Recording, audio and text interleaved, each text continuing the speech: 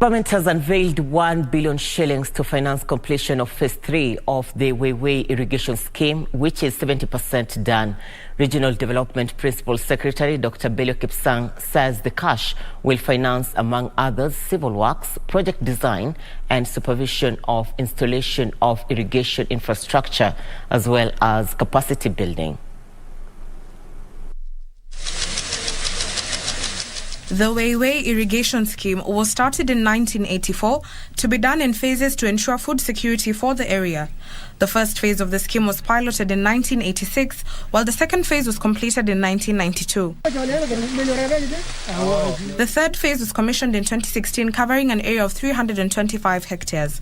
However, its completion has been delayed by a myriad of challenges. We've been able to do phase 1, phase 2, now we are at phase 3.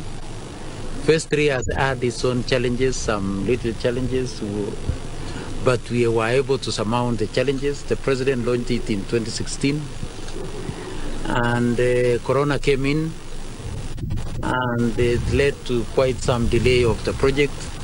The government has released 1 billion shillings to complete the third phase of the project, which is 70% complete. I'm happy to say now that the phase 3 of the project has now started.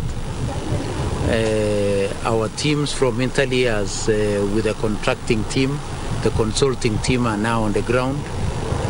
We have our brother from the Italian corporation who is driving the process. So I would want to say that our third phase, which is going to be almost more than 300 hectares, is already being moved forward. The government projects to spend 300 million shillings on capacity building that is expected to yield efficiencies and food security in the area. I want to say that phase 1 and phase 2 of the project is already putting a lot of money into the pockets of our farmers.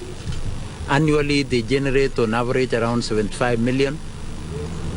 They produce 1,500 tons. The county government of West Pokot is involved in the upgrade of canals to increase irrigation for water efficiency from the current 30% to 75%.